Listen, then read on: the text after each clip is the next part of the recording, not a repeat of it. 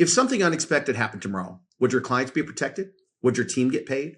And would your family have clarity? Or would everything suddenly be in question? Today, we're going to break down one of the most misunderstood and most consequential topics in our industry, the difference between a continuity plan and a succession plan. Because while they're often talked about interchangeably, they solve two very different problems. If you're an advisor who cares about your clients, your team, and your family, you don't get to choose one or the other. You need both. Let's get started. This is The Rare Advisor, a show for financial advisors who want to build and grow their practice through the use of a business model supercharged by recurring and repeatable events. The Rare Advisor is brought to you by the Advisor Protocol Consulting Team at USA Financial.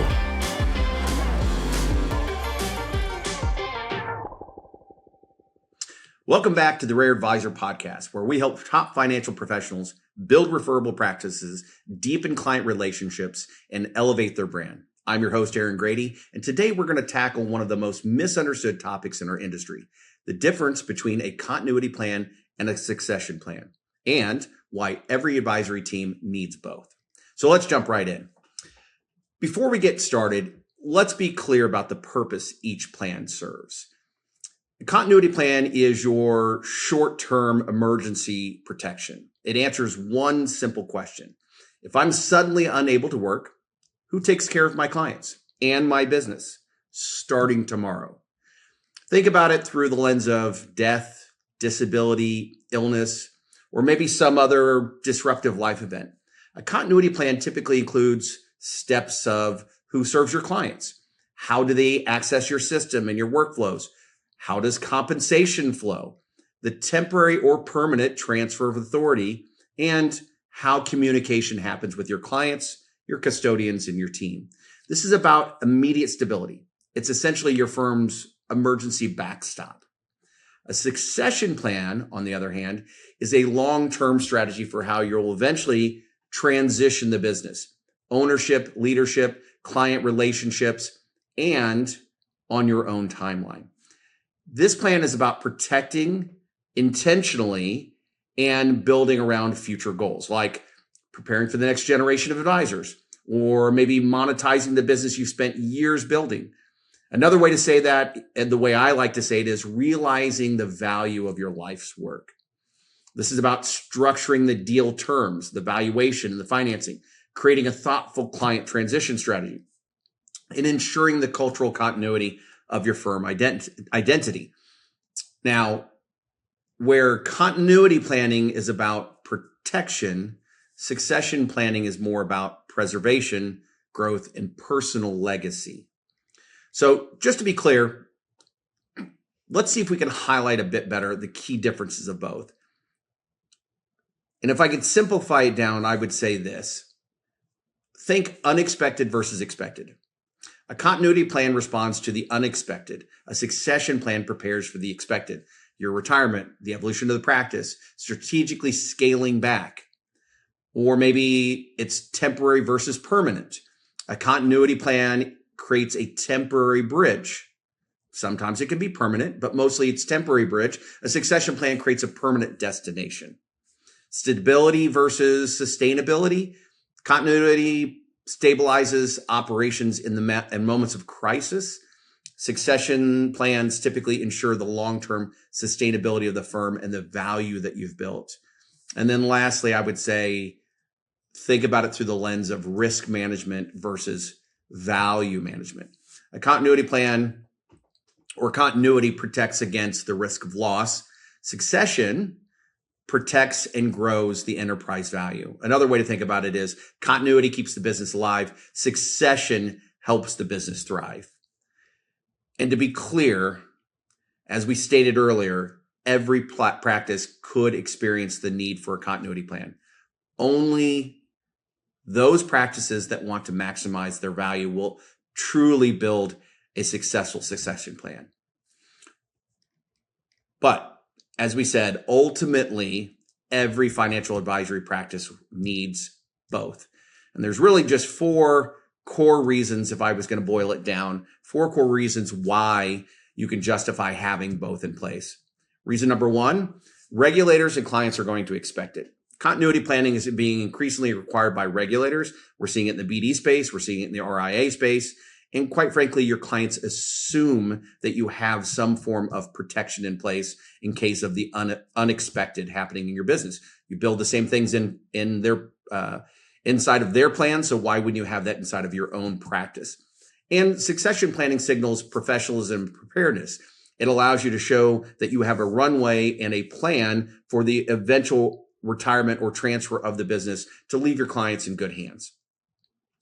Reason number 2, as I stated earlier, continuity plans and succession plans solve pretty much different problems.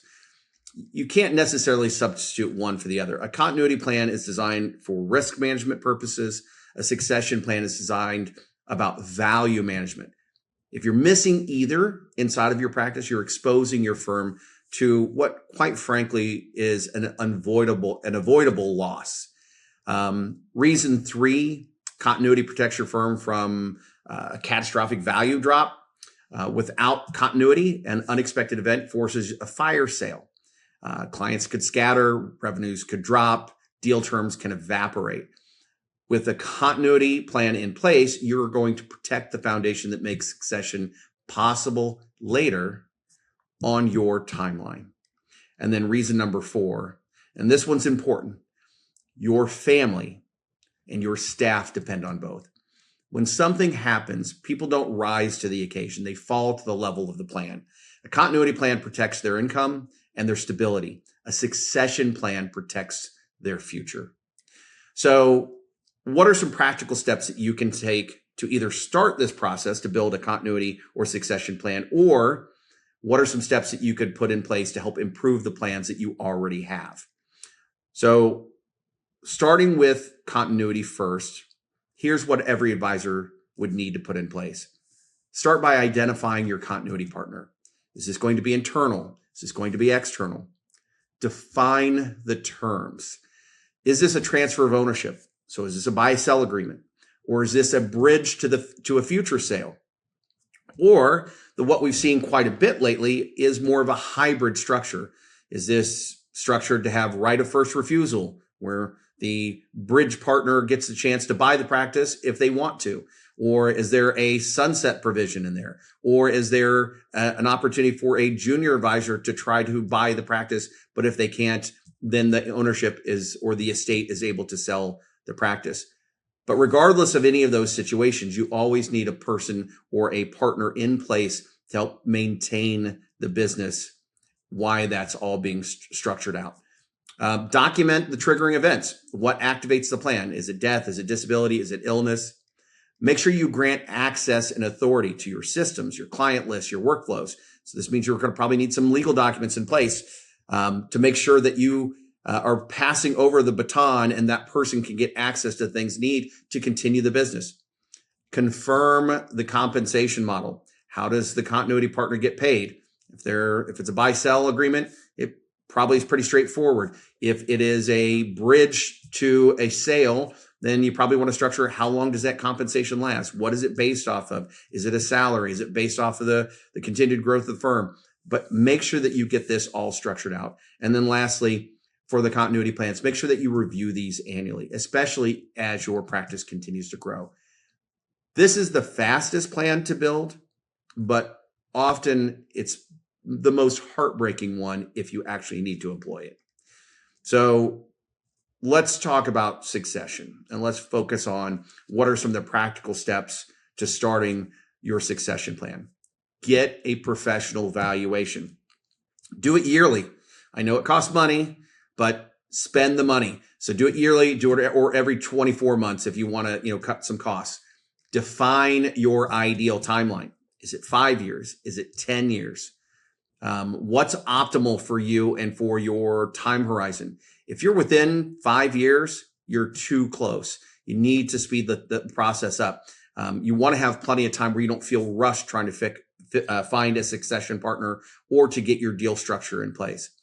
Choose your successor, internal or external, but make sure that you're thoughtful about who's going to shepherd your clients going forward. This is about your personal legacy, remember. create a talent development plan. Now, this is one, quite frankly, this item and this fact, idea, concept is one that often advisors kind of slide over and miss.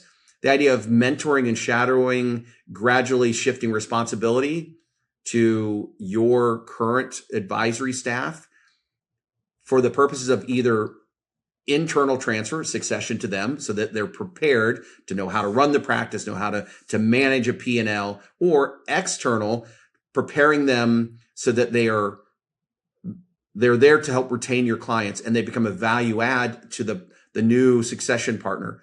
Either way, both are very important for the preparedness and the ongoing value of your practice.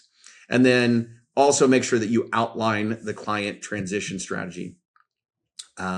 Design your client communication arc and make sure that the messaging really starts with early messaging being the key. And then lastly, the deal structure.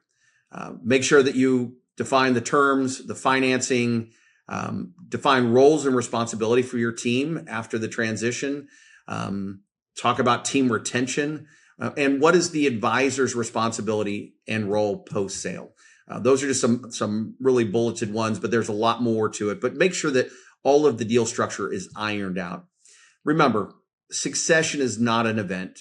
It's a gradual transfer of the trust and identity and ownership of your practice. As you think about your practice today, remember, a continuity plan protects tomorrow. A succession plan protects the next decade. You're going to need both.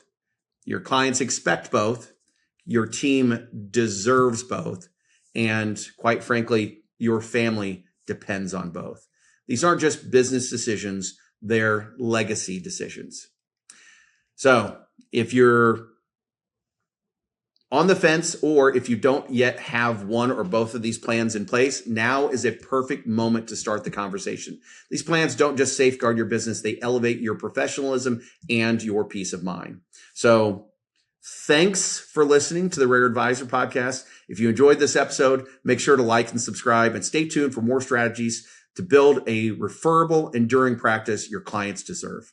And as always, when the why is clear, the how becomes easy. So never lose sight of your why.